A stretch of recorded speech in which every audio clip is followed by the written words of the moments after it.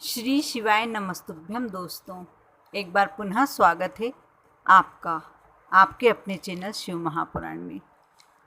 आज मैं इस वीडियो के माध्यम से ऐसी बात आपके साथ बांटने वाली हूँ, शेयर करने वाली हूँ, जो आपको एक अद्भुत चमत्कार की ओर ले जाने वाली है। कार्तिक का माह कौन नहीं जानता।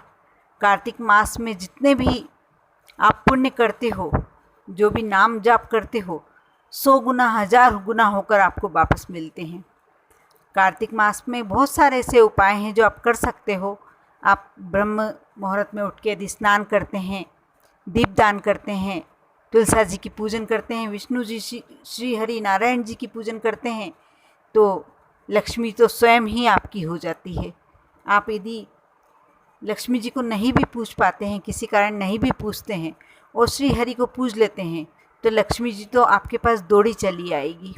कहीं शक ही नहीं है कि आपके पास लक्ष्मी जी आने में आनाकानी करे, क्योंकि जो खुद क्षीर सागर में बैठे नारायण, लेटे हुए नारायण की चरण दबा रही हैं, वह कैसे नहीं उनके कहने पर आपके यहाँ आएगी।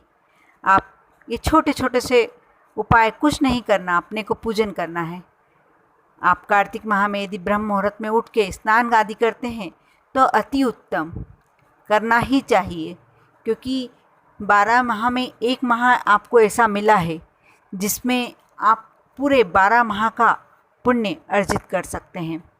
पूरे आपकी जो भी परेशानियां हो, जो भी समस्याएं हो, सब समाप्त हो सकती है सिर्फ इस माह में आपने यदि श्री हरि को मना लिया तो। आप सुबह उठें, ब्रह्म मुहूर्त में उठें, स्नान आदि से निवृत्त होकर आप तुलसा जी में पूजन करें, दीपदान करें। यदि आपके यहाँ शालिग्राम जी हैं तो शालिग्राम जी की पूजन करें, और यदि नहीं हैं तो आप जो भी आपके पास विग्रह है आप उनकी पूजन करें। विष्णु जी की प्रतिमा है, फोटो है, उनकी पूजन करें। यदि आप मंदिर जा सकते हैं तो बहुत ही उत्तम, और नहीं जा सकते हैं तो कोई बात नहीं, आप घर में रहकर भी कर सकते हो। पूजनीय कई वृक्ष होते हैं, पीपल का वृक्ष, बरगद का वृक्ष, आंवले का वृक्ष, तुलसा जी का वृक्ष, ये सब में आप दीपदान अवश्य करें। दीपदान कई गुना आपको फल देके जाता है।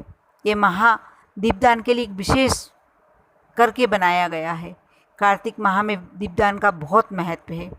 आप समझ सकते हैं कि कार्तिक माह को क्यों ऐसा कहा जाता है कि इस माह में अवश्य दीपदान करना चाहिए।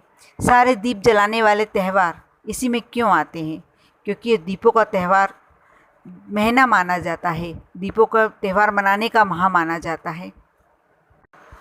आप यदि पवित्र नदी में स्नान करने रोज़ नहीं जा सकते हैं तो कोई बात नहीं।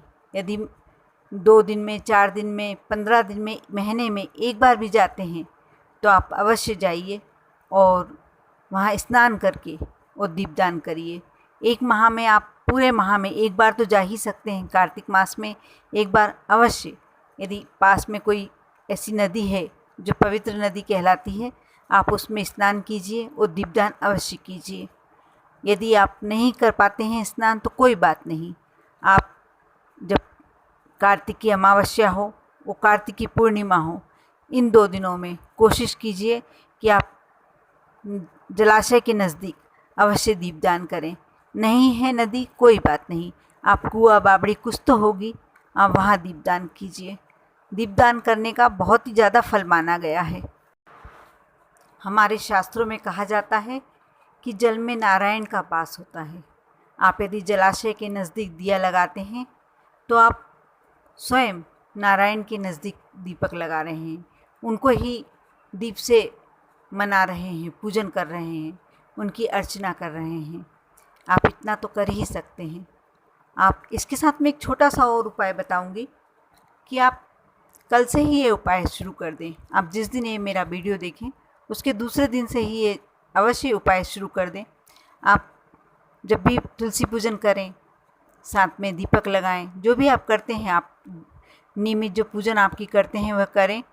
आप अपने मंदिर के पास, जो आपके घर में मंदिर है, या तुलसा जी के गमले के पास ऐसा कोई छोटा सा डिब्बा रख दें। आप जब भी पूजन करें उसमें एक सिक्का आप अपनी थाली में रख के ले जाएं और 1 रुपये का सिक्का होना चाहिए, ज़्यादा रुपए नहीं चाहिए। 1 सिक्का रोज़ उस डिब्बे में डालें। जब ये कार्तिक माह पूरा हो जाए, आप ये पूरे के पूरे रुपए जो आपने सिक्के जमा किए हैं किसी कुंवारी कन्या को, छोटी बच्ची को दे दें। यह बच्ची आपके घर की भी हो सकती है, लेकिन यदि आप किसी ज़रूरतमंद बच्ची को देंगे तो इसका बहुत ही पुण्य होगा। और जो लक्ष्मी आप जो समर्पित कर रहे हैं उससे लाखों लाखों करोड़ों गुना होकर ये आप वापस आपको मिलेगी। आप अपने घर के बच्चों को दे सकते हैं, कन्या को दे सकते हैं, लेकिन उसका वो फल नहीं मिलता है। आपने बनाया, अपने बच्चों को खिला दिया, उसमें कोई ज़्यादा आपने कुछ पुण्य नहीं किया। लेकिन यदि आप यह रुपए बहुत कम होंगे, ऐसा नहीं बहुत ज़्यादा रुपए हो रहे हैं, लेकिन आपने किसी ज़रूरतमंद बच्चे को दिया है, बच्ची को दिया है, तो उसका वह उपयोग करेगा। और यह खुद अपने आप में कार्तिक मास में आपके पास एक छोटा सा दान निकला है, लेकिन यह आपको हज़ारों गुना, लाखों गुना, करोड़ों गुना होकर वापस मिलेगा। आप यह कार्य अवश्य कीजिए। उस कन्या के पैर पड़कर आप उसको तिलक लगाइए और यह जो भी आपने सिक्के जमा किए हैं वह समर्पित कर दीजिए। अपने मन में, अपने दिल में एक भावना ऐसी मानिए कि आपके घर में स्वयं लक्ष्मी जी आई हैं। आप उनको अपना है, उनको ही सबको समर्पित कर रहे हैं। लक्ष्मी जी को लक्ष्मी जी समर्पित कर रहे हैं, वह स्वयं आपके यहाँ रुक जाएंगी लक्ष्मी जी। यदि आप ऐसा करते हैं तो महालक्ष्मी भी ये सोचने पर मजबूर हो जाएगी कि मैं यहाँ से अब कहाँ जाऊँ, यहीं क्यों ना रह जाऊँ, और स्थिर निवास करने लगेगी आप लक्ष्मी आपके यहाँ। आप यह उपाय अवश्य करिए। आप जब यह उपाय करेंगे आपके मन में एक संतोष भी रहेगा, एक पॉजिटिव एनर्जी आएगी आपके मन में, एक सकारात्मक ऊर्जा पैदा होने लगेगी कि मैंने कुछ अच्छा किया। आप ज़्यादा कुछ नहीं निकाल रहे हैं अपने पास से, छोटी छोटी राशि से भी हम अपने मन को भी खुश कर सकते हैं। किसी ज़रूरतमंद को देते हैं तो वह भी एक उसके लिए काम उसका होता है, वो भी उसके लिए बहुत अच्छी बात होगी। और साथ में ये हमको वापस हज़ारों लाखों गुना होकर मिलने वाला है। इसलिए आप अवश्य छोटा सा उपाय करिए। आप देखना आपके जीवन में कितना बड़ा चमत्कार होने वाला है। साथ ही आप एक और उपाय कर सकते हैं। आप एक लाल गुलाब, ये कार्तिक मास जब तक चल रहा है, आप यदि मंदिर जाते हैं या आपके घर के मंदिर में महालक्ष्मी की यदि प्रतिमा है, विष्णु जी की प्रतिमा है या फ़ोटो है, जो भी है, आप यदि रोज़ उन्हें लाल गुलाब समर्पित करते हैं, सुबह के पूजन में आप लाल गुलाब समर्पित कर सकते हैं, तो अवश्य करें। आप करके देखिए। माँ लक्ष्मी जी को खुशबू और गुलाब और लाल रंग तीनों ही बहुत पसंद है। हम ज़्यादा कुछ तो क्या कर सकते हैं माँ लक्ष्मी के लिए। हम यह माह इसलिए आता है कि हम इसमें कितना मना लें विष्णु को, हरि को, लक्ष्मी जी को। इनको मनाने के लिए हम क्या करें, हम छोटे छोटे उपाय करके इनको मनाने की कोशिश करते हैं। गुलाब, क्योंकि कमल रोज़ मिलना नहीं हो पाता है, वैसे माँ को, लक्ष्मी माँ को कमल बहुत पसंद होता है, कमल का पुष्प बहुत ही पसंद होता है, लेकिन वह रोज़ मिलना शायद संभव ना हो पाए, इसलिए लाल गुलाब भी आप समर्पित कर सकते हैं। माँ को लाल पुष्प बहुत पसंद होते हैं। साथ ही गुलाब जो खुशबू होती है वो भी माँ को अति प्रिय होती है। आप शाम की समय या सुबह जब भी पूजन करते हैं, आप कमलगट्टे की माला ले लें, उससे कोई भी लक्ष्मी जी का मंत्र आप कहें तो मैं डिस्क्रिप्शन में डाल दूँगी। आप कोई सा भी मंत्र, लक्ष्मी जी के बहुत सारे मंत्र हैं, आपको जो भी सरल लगे, जो भी सुविधाजनक लगे, आप उस मंत्र का 108 बार जाप करें।